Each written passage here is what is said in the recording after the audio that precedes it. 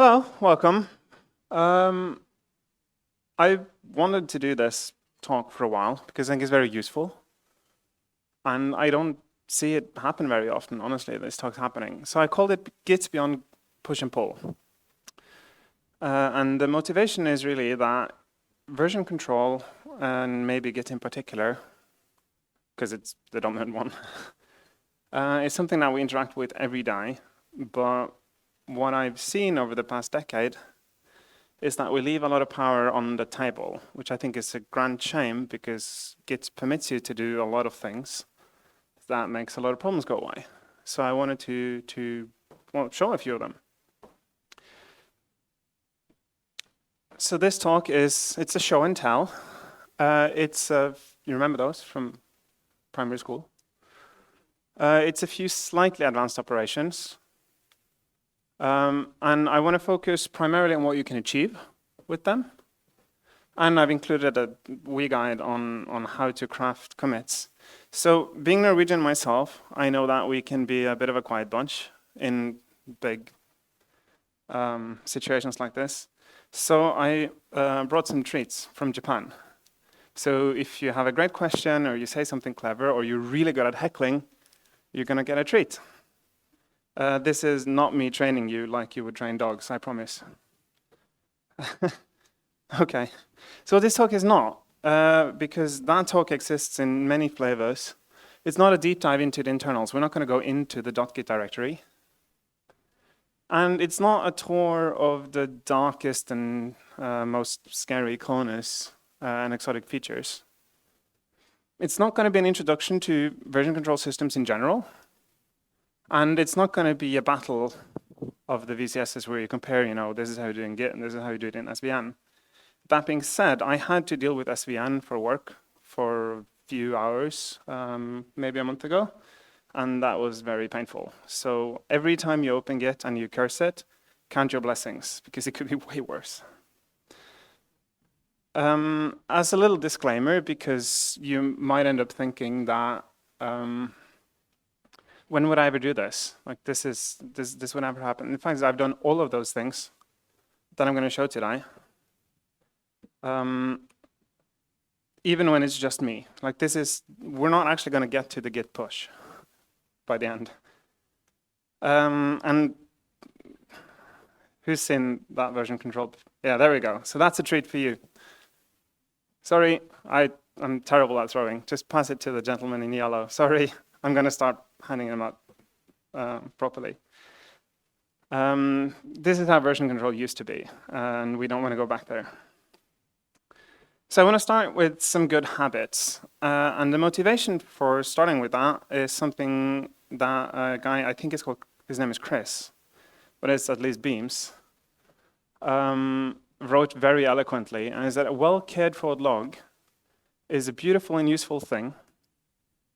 Blame, revert, rebase, log, short log, and all of the other subcommands, they come to life if you care for your log. So in a previous life, in a previous team, I like to say that when you're a programmer, your product is the Git log. And working code is kind of a side effect of that. So that's where you should put your focus. And the reason for that is that this is your key communication point for context and motivation for everything you do with yourself, with your coworkers, with your enemies, and with the world. Okay, so who can tell me what this is? Yes. Wrong. Very wrong. It's 69,44444. Here, you get a chocolate. It is, of course, perfectly correct. A good guideline is to keep your subject length at a maximum 50 character limit. Put the column, the bar in your editor. And your line length of maximum 72. Whenever I bring this up, I get a lot of people complaining that it's not the 1970s anymore and that we have widescreens. But this happens. So who uses, I saw JetBrains is out there, so it's a good opportunity. Who uses CLion? Okay. CLion has Git integration, right? How much space do you allocate for your Git integration in your CLine? Does it take up your widescreen monitor? I don't see any hands anymore, so I'm going to assume no. The fact of the matter is that even if you had wide monitors, you don't want to use that width for just one thing. So this is why you want to wrap. Linus himself is actually pretty clear on that, because Git does not hard wrap. Sorry, Git does not soft wrap at all. So the only thing that you can do when you're writing is that sometimes you want to violate a guideline like 72 to get really long lines because it's a URL or is something that actually warrants it. And if Git would soft wrap, it would break it. And you also don't necessarily know the width of whatever you're targeting. So the only time you can actually encode that information on where lines should break is when you're writing it. So hard wrap your messages. If you ever bring out the git-log one line, you're going to see why you want short subjects. I like to think of it as that what you're doing here is that you're writing an email. And if you ever get a subject that is pretty much the whole message and that is more than a quarter of a sentence, you delete the email and never read it, right? Well, that's what I do. And a good example of that, so this is GCC, right? Honestly, I don't think GCC is the best example here because they do a lot of things wrong with it. But for the most part, the lines here are reasonably short and they're concise, and you've got a pretty good idea of the contents of the commit just by looking at the short log. They don't actually enforce the 50 limit, but most people kind of adhere to it anyway. Collect both user and kernel events for auto FDO tests and auto profile bootstrap. You can kind of tell what that commit is going to do, right?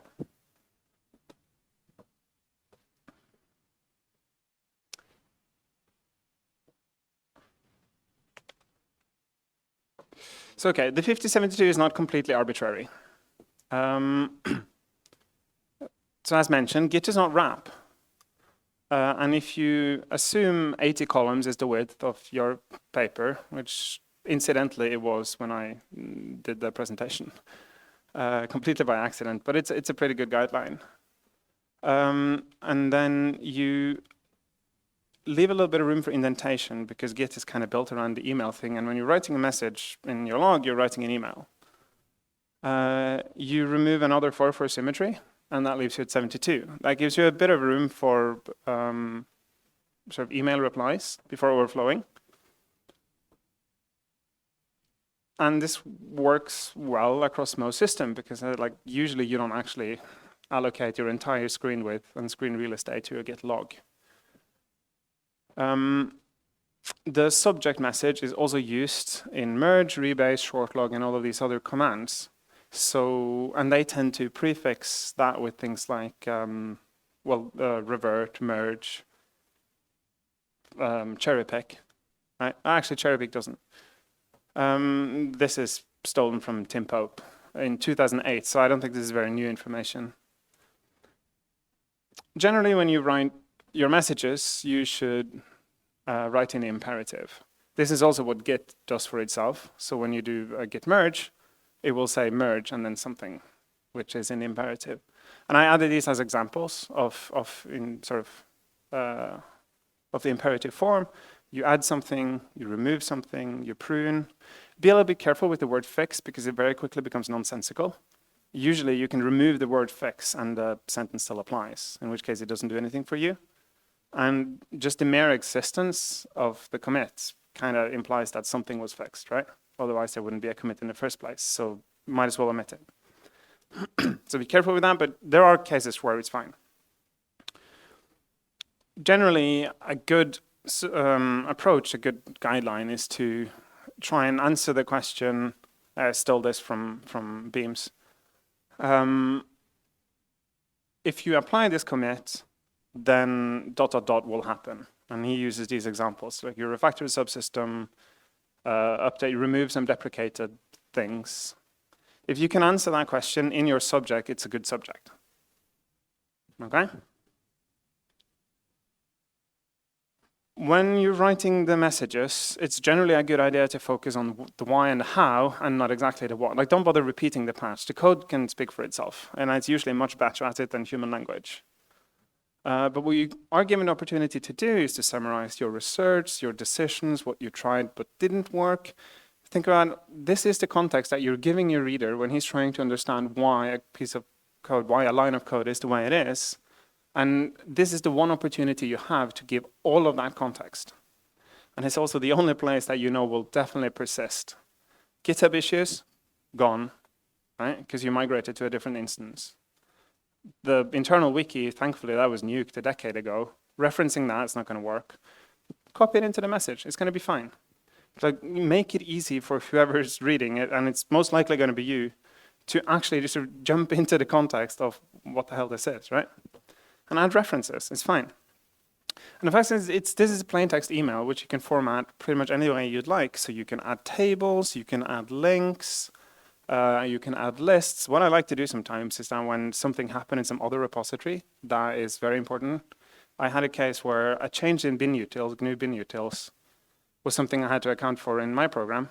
So I just copied the subject and the first paragraph of their message, pasted it into there, and this is the change that motivates why this is happening. The change itself was 2 lines. On its own, it's completely indecipherable. You can reference tickets, but if your commit message is just a reference to the ticket, and you're under my authority, that's a fireable offense. Just, no. Out of the question. Not going to happen. But I mean, please, by all means, reference your ticketing system, but make sure that the commit can stand on its own. If you focus your commits not only in the message, but in actual content too, all of the other things that you could possibly do with your version control system becomes so much easier to work with. You can suddenly cherry pick it because it doesn't bring in all this context that is irrelevant, but has actually changed, but doesn't make any difference for you. Just the code review process is much smoother because your units are focused and they're not all over the place. Merging, you reduce the surface for conflicts tremendously if you just carefully craft this. And it's generally just easier to understand. Like, your log should be focused. A signal is that if your message is difficult to write, it's usually a signal that your commit is not focused enough. Break it up into 2. Remember that your unit in Git is not the merge, it's not the PR, it's the commit. That's your unit. That's your atom. This too is it's kind of a hard rule, except when it's not. Is that all of your commits should pass and test. And we're going to see a demonstration of why that is important and also how you can help check that. A lot of things in version control generally become easier when you can check out an arbitrary commit and you can reliably build your system. It is not necessarily obvious why until you try not doing that. But any automation that would any automation relies on everything working all the time with what is checked in. Public history is immutable. If you push a mistake, it's permanent record. It's embarrassing, but you'll get over it. What public means depends on convention. That's your rules. That's for you to decide. In some places, it's whatever is in the master copy on the GitLab instance. Sometimes it's whatever in the guy over there's tree. Sometimes there is no public history, and it's just one big implementation detail. Sometimes it's published branches. Anyone have any good examples of public but not public history? No? How about now? Find food is a powerful motivator. Okay. When it's public, it's immutable because other people might build off and rely on that. And if you would now change it, because you can, you would make their lives miserable.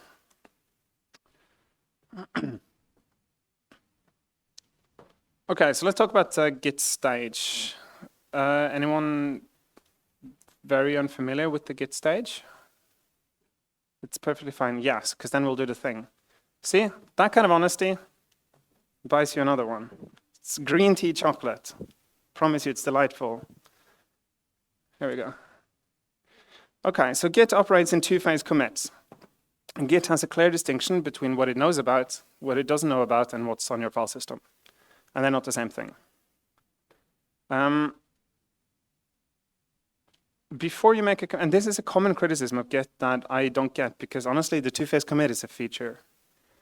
When you make a commit in Git, it will not necessarily reflect the state of the files that you have in your directory, in your tree, right? So that's what it means. You first need to add it to this special magical staging area, hence the name. And when you do type or run git commit, it will grab whatever's in the staging area, not on the file system. And in fact, what you can do as an exercise is that you can add something to your stage, delete the corresponding lines from your file system, from your work tree, and you can still commit it, and Git will be happy.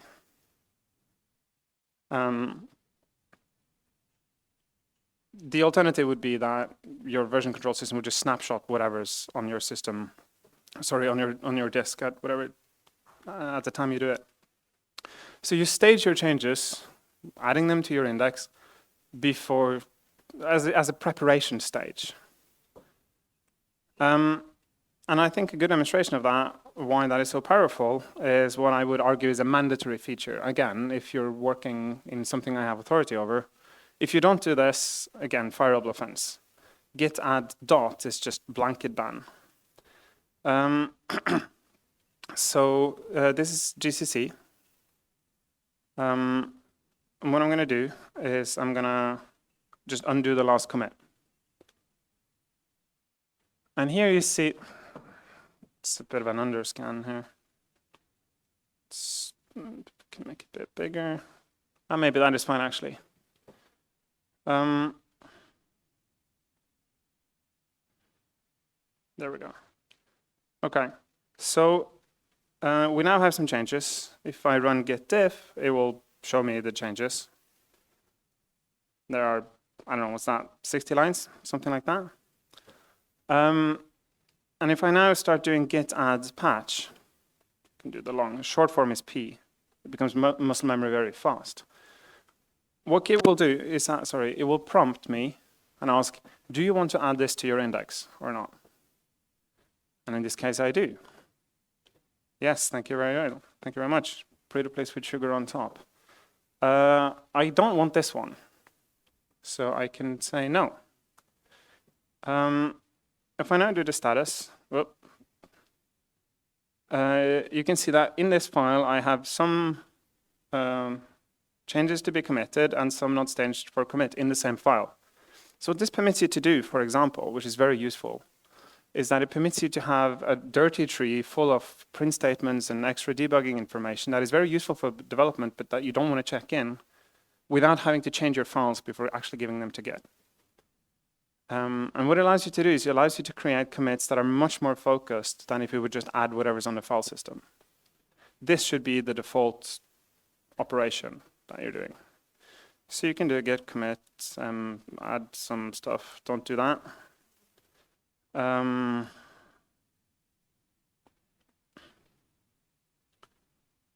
now you see I still have some changes here in the, even some files in the tests that I didn't get to be prompted about with git add p, because patch mode will, or git add without any file path, will only consider things that it already tracks. These files aren't tracked in the first place. Yes, question.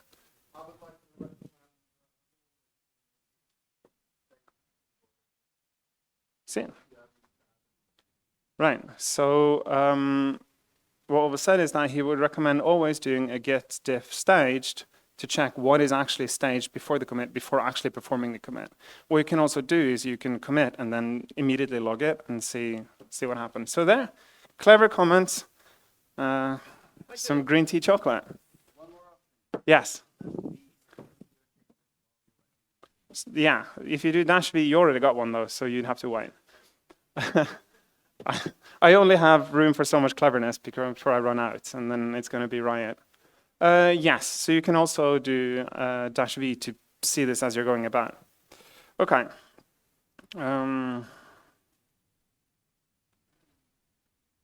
Is it checkout master, is it?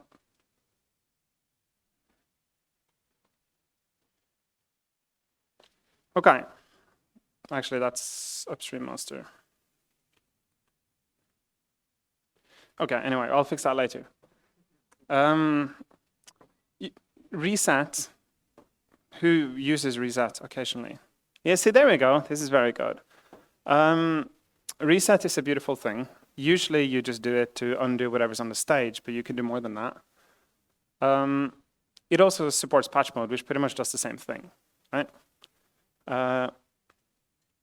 Actually, it's a pretty good opportunity to do that. So one, it allows you to just reset whatever's on the stage. But you can also do it with revisions. So obviously this commit is a bit boring because now we only have the one hunk, right? But what I would do now, if I would actually apply this,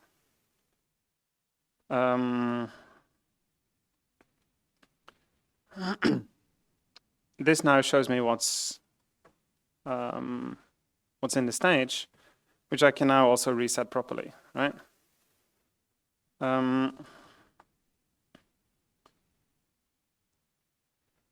And you can do that with specific files, and you can even go farther back, right? So what you can do with that is you can specifically, surgically pull things out of commits in your history, which is pretty neat.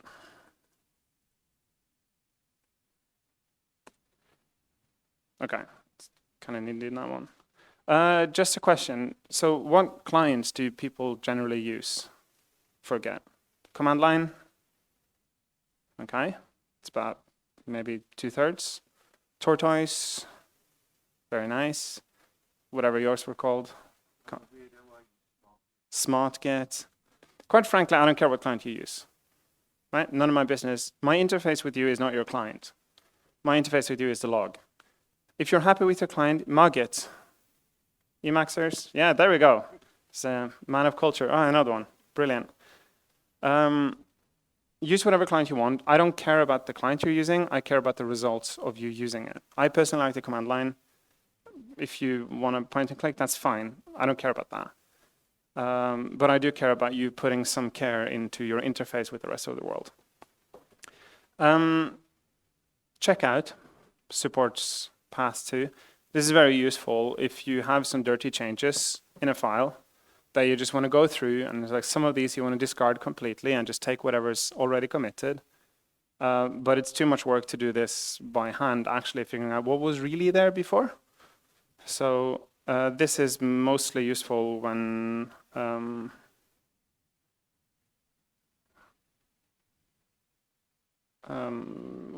your tree is somehow dirty, right?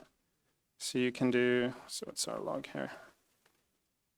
Okay, so we can do get, checkout, was it head, patch, and then even the path, which is in GCC. This now works with directories, but you can give it specific files, and you can do this as many times as you'd like.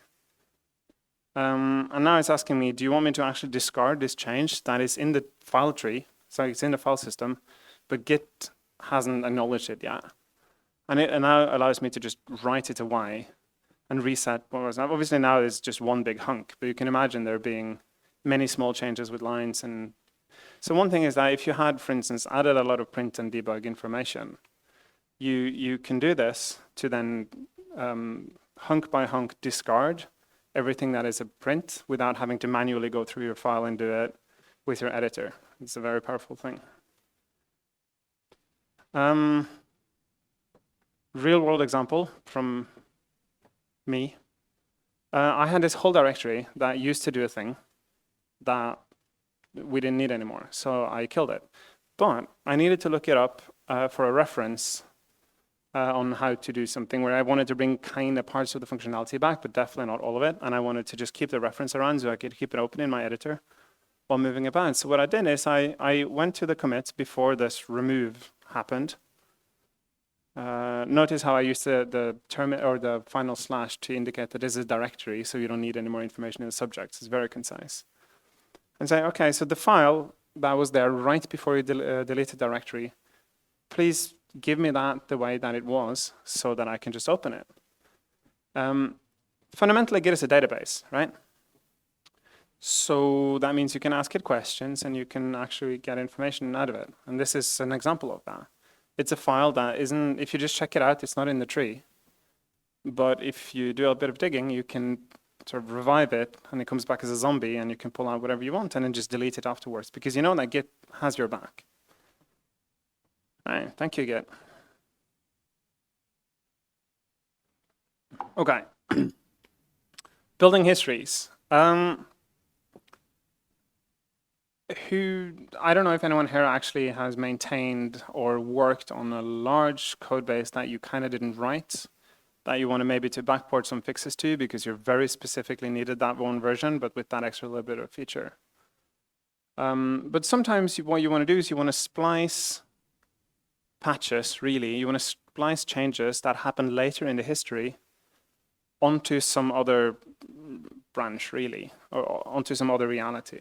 So that's what the cherry pick is for. Most other operations, or the two other sort of fast forwarding mechanisms in Git with the merge and the rebase, kind of work on ranges, right? And they expect it to be a continuous line.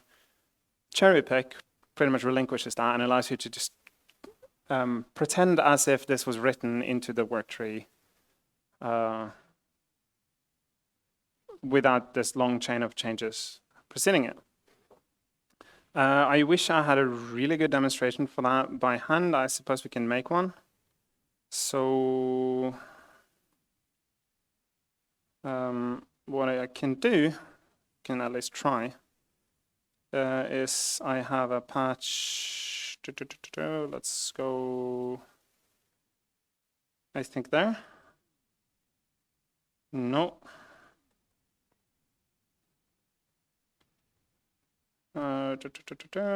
I guess we can even try this one, actually. So it should, for the most, this one will have some conflict, actually. So it's even better example. We can take this. We can just try and apply it to the tree as it is now. And now we get some conflicts in the documentation. Lovely. Okay, so we're going to abort that. But what we're now doing is that actually the conflict is in the driver. So we can fix that with merge tool and try and fix them by hand. Usually it's something trivial like this. And yay, done. Same thing here. Just for the demonstration, I'm not actually going to check if they're correct. Whoop. All right, good. So now we have on top of this branch, just do the one line, a commit that was never designed for this branch. I just, take it from over there. This is often how you backport things, is that something has been fixed upstream, but you need it for the 2.38 release. So you just grab the patch and apply it.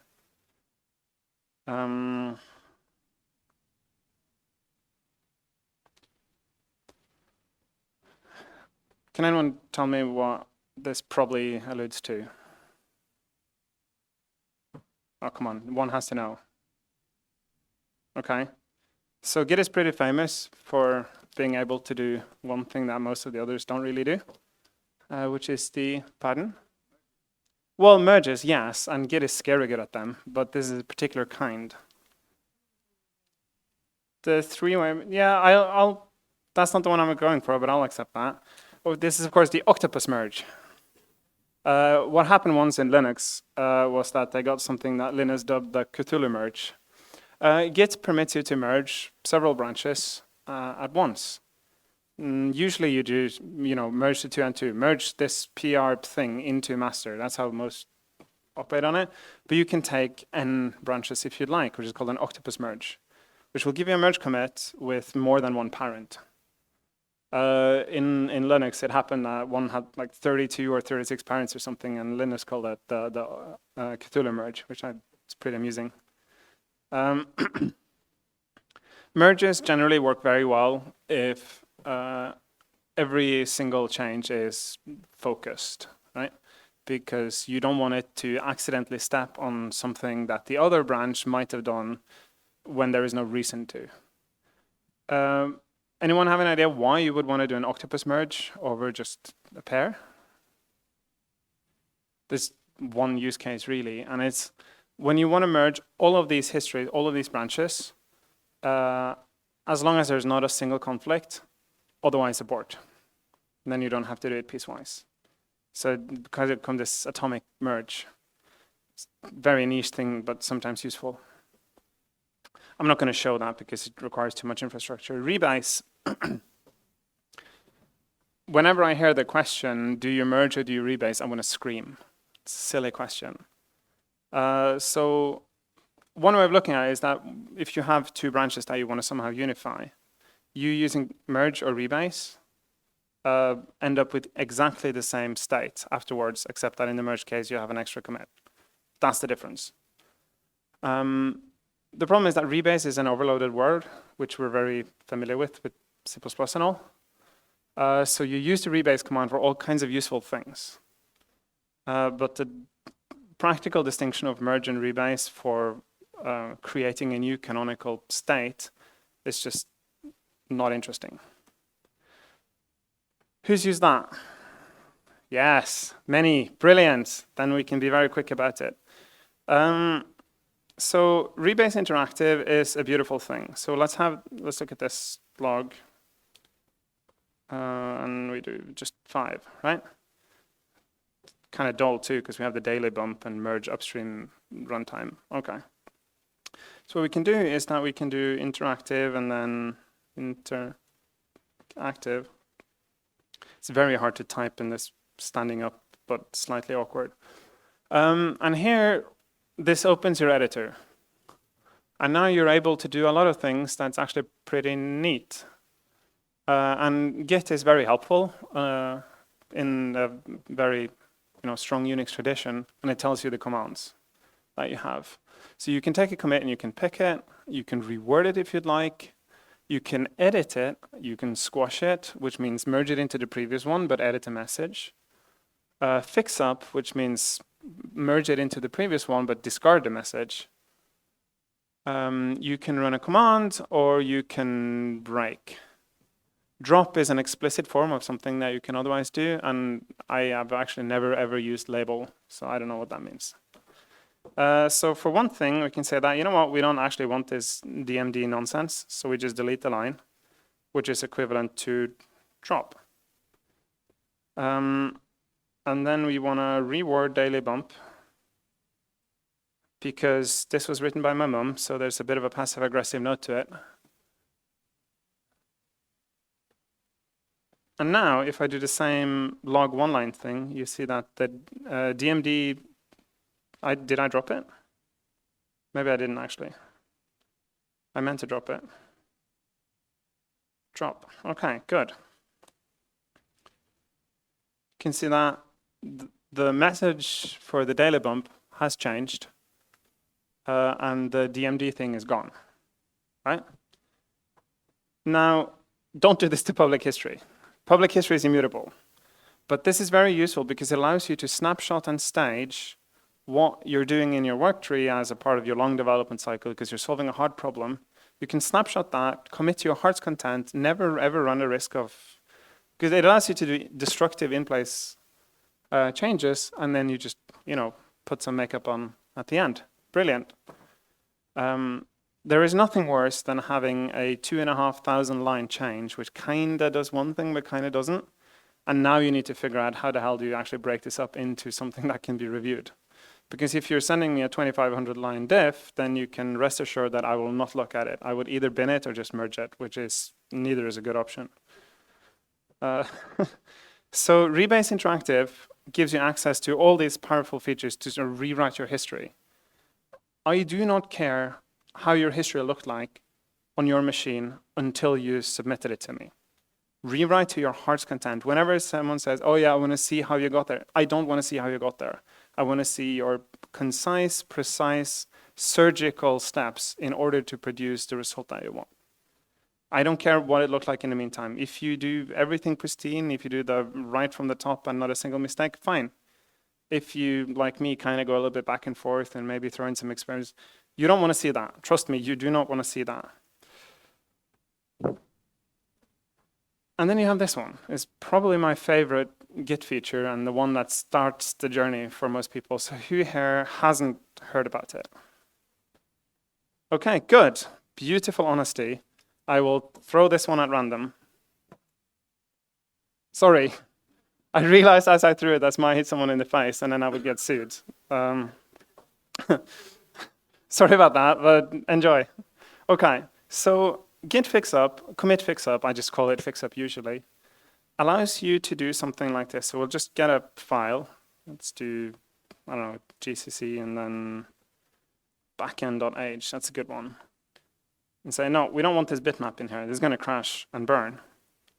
And say that, oh, let's do one line. It's actually a part of the daily bump. Like this is getting a really bad commit because not only is it a daily bump with the passive aggressive triple dot, but it also just randomly deletes and include. So you do git commit, fix up, and then you give it a reference. So here I'm copying the hash.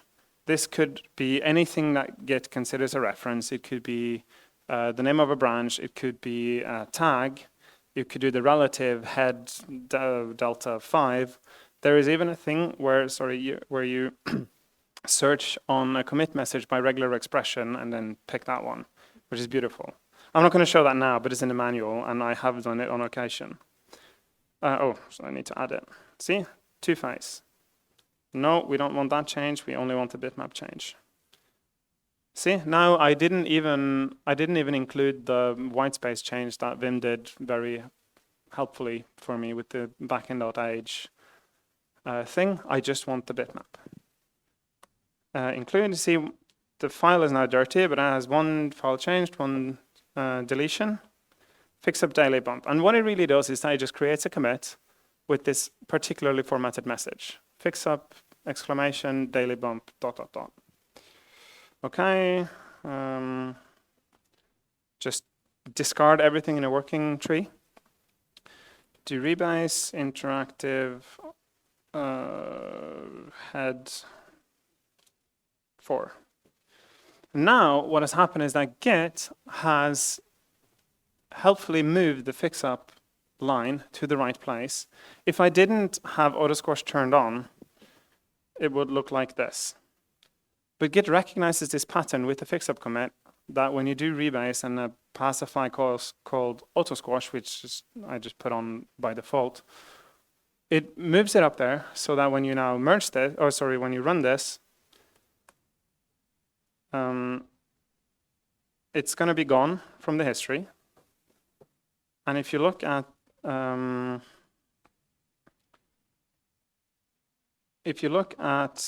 daily bump, the contents of the commit, it now also includes this sbitmap h. Brilliant. So what that allows you to do is that it allows you, when you're building your change, could be 1 commit, could be 10 commits, and then you realize, oh, I actually wanted this change here that I happen to just notice. It's a white space change, maybe it's a type annotation, maybe you added a const that you want to put into some commit that actually is earlier in the history that you still haven't published, but it's in your tree. You can just mark it as fix up, git add commit, because obviously we have two-phase, so you only have to add the changes you care about.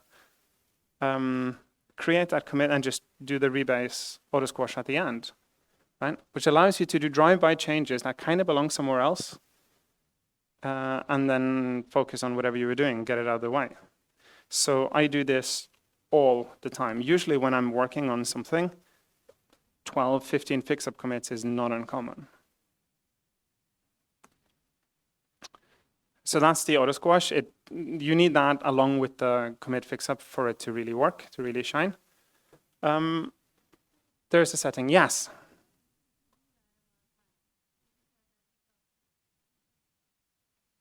Yeah.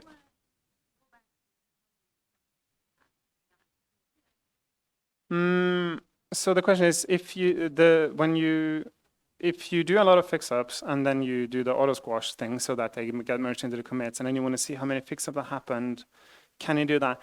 I mean, the answer is technically yes, and it's a good segue into something called a ref log. But it's kind of irrelevant because they melt into as if you'd written it correctly the first time. So history looks like you're brilliant and you get everything right on the first attempt, which is how you want to present yourself to the world. But it is a very good question. You can, but it's pretty uninteresting information at that point. Good question. Okay, so using histories. Short log.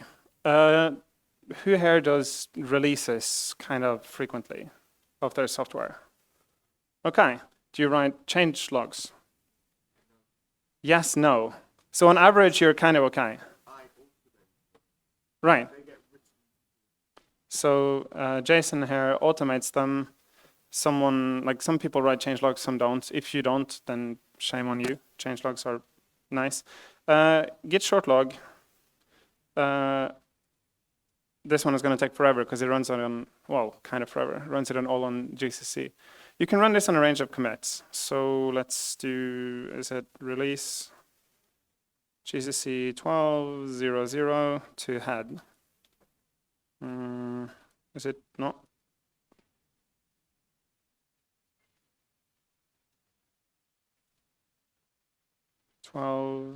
Three zero, 1.0, that's fine.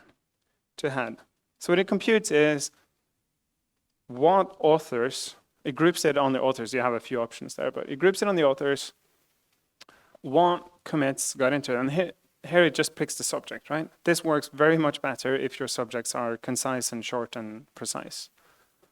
So it just groups it on the author. Between these 2 points in the history, who wrote what commits? And this is pretty good to base your changelog on. This, of course, assumes that your log messages are actually good and accurate and provides you useful information, but it's a good starting point. It's one of those things that make writing the good subject actually pay off. This is a cool demonstration. So remember that all commits should pass your tests, right?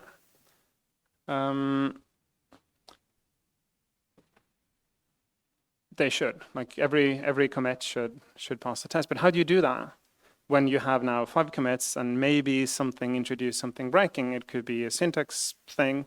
It could be a test that was missing. So one way to verify that is to go back to good old rebase, right? So I actually have a demonstration on that.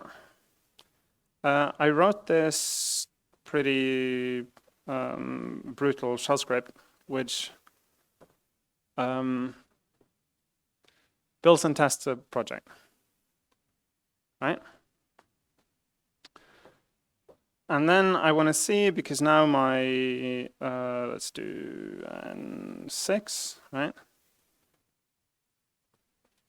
And I want to test it on this, because this is my branch that technically hasn't been merged yet.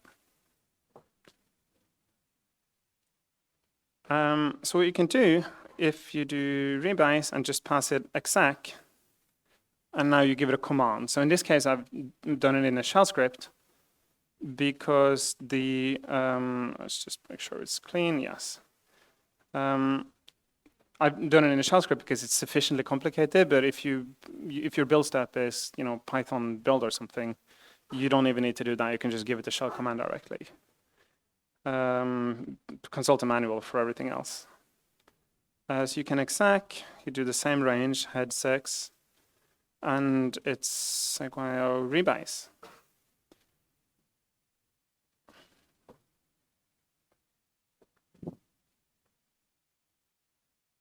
Whoops, failed on the script, I guess. Isn't it build TD? Oh. Well, no, it was $1. And build Python. If you can spell, it's much better. Okay, so we abort that attempt. It didn't work. Bisect something, yeah, just remove it. And then you run it again. So this is what happens very often is I cock up the command, and then I just abort and try again. This is kind of in place and destructive, but it doesn't matter. You can work with that because it doesn't actually ruin anything. Okay, so that commit passed. That commit passed. Okay, so you see how the story goes, right? And now it's just a quick verification on the end. Just run it through, right?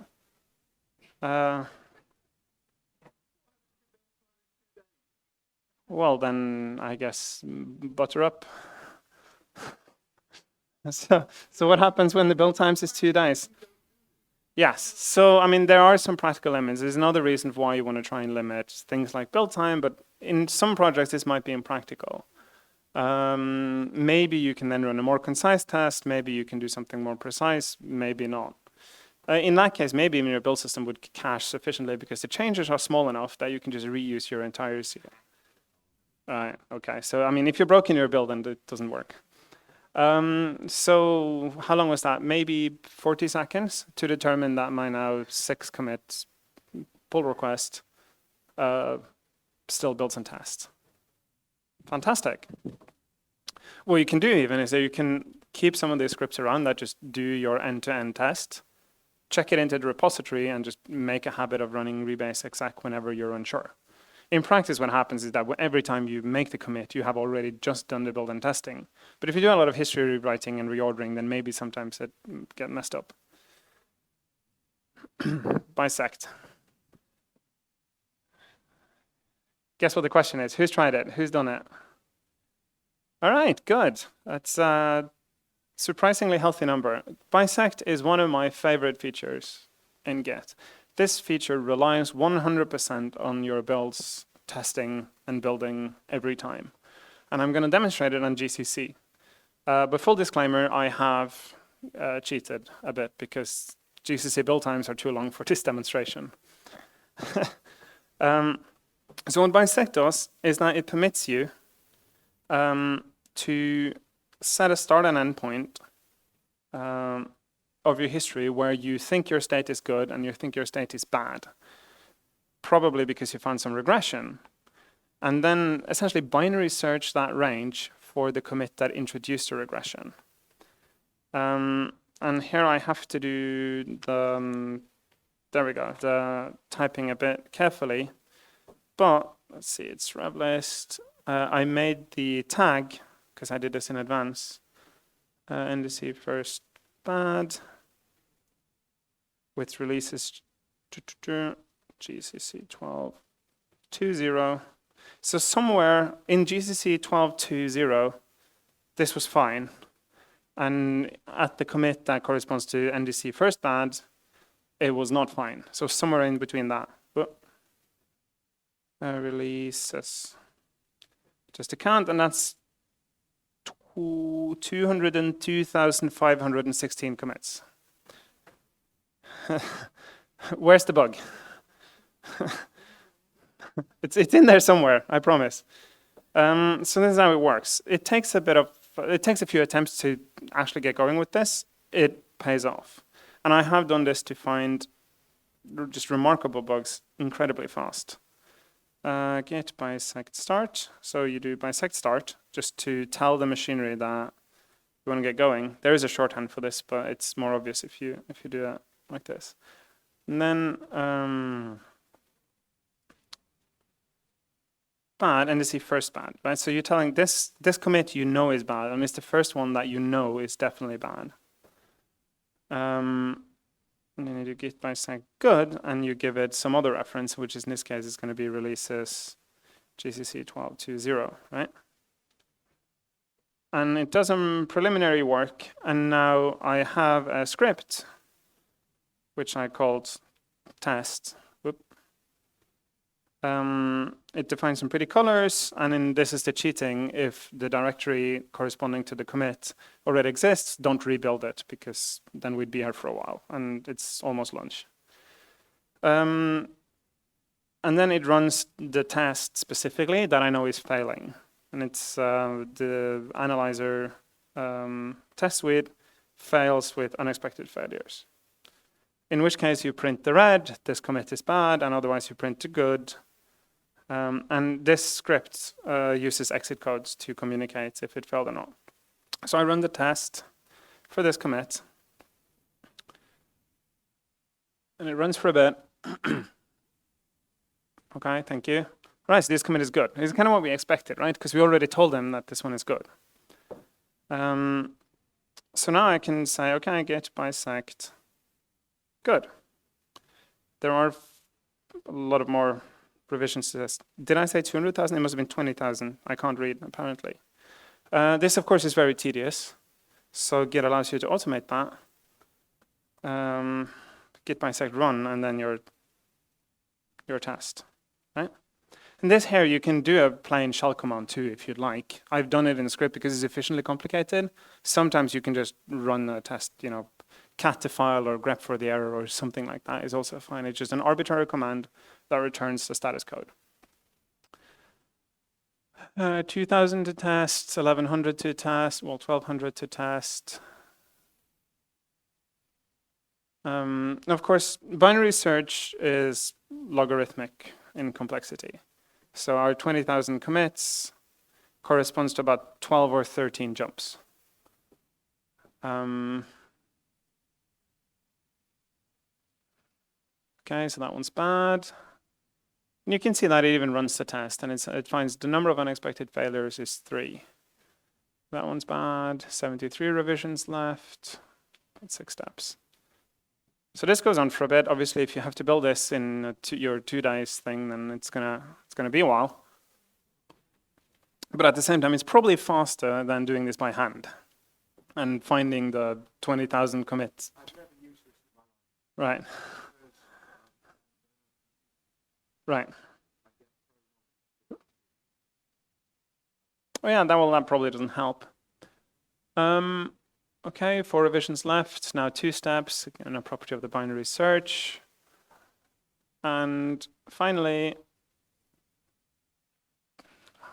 timing is not my thing, apparently. So this is the final step, and it has to determine which one of these 2 is it. And it now shows you the commit that failed, which is in total about, what is that, 60 lines change. So we've taken 20,000 commits and reduced the bug surface down to 60 lines in, what was that, 3 minutes? Something like that. All right, applause, thanks very much. All right. And in fact, this is the commit that does introduce the bug, which is fixed upstream. You can then do the log, and it's going to show you what commit it tested and with what outcome as well, which is quite neat. It allows you to replay it and visualize it. Yes, question. Right. Right. So the question is, if you didn't have a test back then, there's an excellent question that reproduced it, how would you do it then? And the thing is, you can build and run arbitrary things in here, and you can even do git. So what I did on one occasion is that as a part of my test script, I did the git checkout from the sibling branch, get this file into my work tree, and then build it. You can run tests on things that Git would otherwise consider dirty in your work tree, and it's going to be fine. So you write a test, and this is often what happens, is that you find a regression, you create a test that reproduces a regression that is not checked in anywhere, and then you run the bisect against that test that you still haven't checked in until you figure out where the source is, you fix the bug, and then you commit the test. So it's an excellent question, and usually when you have regressions, you have them because you didn't have the test in the first place. So that's actually the common case. Well done. Okay, so to patch or not to patch. Who's used format patch before? Okay, so who did it because they did something on the mailing list somewhere? 1. Okay, it's a pretty strong reduction. Format patch does pretty much exactly what it says on the tin. It takes a revision or a range of revisions, and it creates patches, diff files that anyone can apply. This is a gorgeous feature that pretty much comes from the fact that Linux is developed on the mailing list, right? I have used this outside of the open source mailing list context on several occasions with good success. For example, we got some poor interns in for a summer job. And being a big company, obviously nothing works. So it took them about a week and a half to get access to the internal GitHub stuff. We didn't want them to sit on their hands for about a week and a half because we had them for 6 weeks. It's kind of inefficient way to spend the time. And I wanted them programming right away. So I just gave them a task, which they didn't do a very good job with. He isn't here, so he's not going to punch me. He's a friend of mine, and he would have liked that. So when I said, okay, just format the patch and send it to me by email, and I have never seen a gaze so blank in my life before. He figured it out, and he just sent me the patch, applied it, and it is his first commit in the tree. Wonderful. So I'm going to do a quick demo because it's, so you do git bisect reset, by the way, to get back to where you started. Just quit it. It's a lot of files in this, but so you can do git format patch, and typically we just do, head, and then from the previous one. Git creates a patch file for you. 001, add something, something. And what you can now do is you can take this patch. I can send it to you by email, by direct link, FTP upload. You can write it on a postcard and you can copy it. I mean, it will be fine. And you can apply it to your tree. And now we have shared histories and shared patches with no shared infrastructure. So, for example, what happened to me recently at work is that I was trying to build something with some internal project. And it didn't build because there was a bug in the build system because they didn't account for something. Can't remember what it was. And it was a 2-line fix, so I just fixed it. But of course, I didn't have write access, so I couldn't create branches, and the internal GitHub thing was defined so that you couldn't do forks. How do you make these people, how do you give this change to them? So what you do is you do format patch and you say, here, please apply this and do whatever you will, because now you don't need any infrastructure anymore. Kind of a niche thing for most workplaces, I would assume, because you have a functioning central instance, but when you don't, this is good in a pinch. Also, if you have very aggressive renames, this might be the only way to backport changes, because what you would do then is, okay, so here it says that the file was config i386md, we know that it has the capital I. So you can do that, which is pretty neat. You can just change the patch inline or live. Okay, good. Send email does, I'm not going to demo that because there's a bazillion flags and all of a sudden I bombard someone with an email. But it works pretty much as you'd expect. It will take your patch series, which you can give it, and then it would package them into an email or an email series. You can add your cover letter, you can send your CCs, and it will then send these patches by email. So the question is, now that you've sent patches by email, what have you given your recipient? Any idea? Well, a problem usually, because now they have a bunch of patches and an email they don't know what to do with. Fortunately, you're here, so you know that you can do git am, which is English for apply mailbox. Obviously. So this is the dual of format patch. This will take a mailbox of these patches and apply it to your tree. So that one would be actually cool to demonstrate. So what we can do, if we can, please forgive me because it's not going to apply for the same reason that we did before, but we did the cherry pick, right? Anyone remember? I don't know, it's somewhere, I guess it's here, right? So yeah, here we go, fix up, dump. It's most definitely that. This one's good, okay. So you can do format, patch, and then I guess it's something like that? Yes. So now I have a mailbox with these patches. And obviously this is now not in my current tree, right?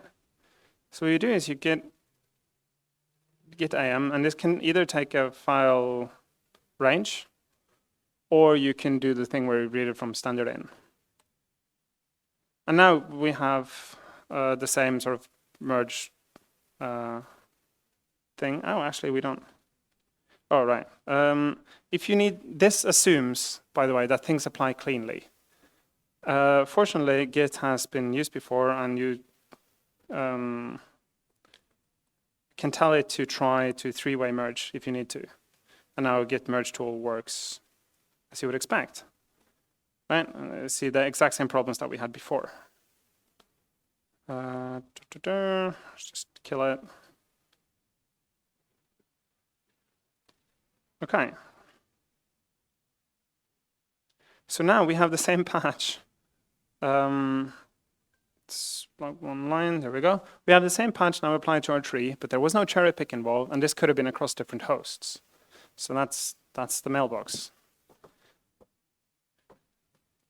If ever you work with mailing list or a backporting or across big projects with mixed infrastructure, this is the way to go. Git-log S is pretty great. So most do git-log and maybe git-log patch sometimes, so you can see the diff as you're going.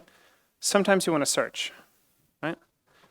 So it has this git-log S thing where you can now do git-log S and just do else pb or something. It allows you to search for a string, and it will now give you a series of commits where the else bb string shows up in the diff. Apparently it's a pretty long time ago, so we need to search for a while. Like most of the things in Git, you can restrict this to directories, you can restrict this to ranges. Oh, there we go. So Jakob did this sometime in 2022. The else bb string showed up in his diff. Maybe we can even see it.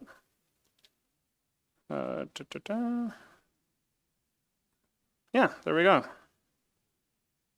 If device needs device adjustment, else bb somewhere. So what you would typically do is you would start out with a very unspecific string that you know kind of relates, and then from that you will get the context to just keep on repeatedly specializing that string. Git grep. It's kind of not. So what git grep allows you to do is to, well, grep for things, but only the files that Git knows about. So if you have a very dirty tree, it's very convenient to skip out on anything that's dirty. But it also allows you to do it, across revisions and across directories and histories. You can play with it. It behaves mostly like grep, but it's Git aware. Does pretty much what it says. InstaWeb. Now you don't need GitHub anymore. This is my favorite. I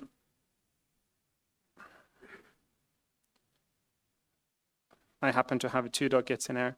So what this gives you is just a very quick visualization. Yes, time. Are we out of time? We are. It is lunch. But it's good because this was basically the last one. Please reach out. Send me an email. Come mug me afterwards. I have 2 left. Best question gets it. Gets 1 each. Yes. Or otherwise it's lunch. Please send me an email pretty much about anything. I want to develop this into a course. If you're interested, let me know. Yeah, thanks very much for your attention. All right.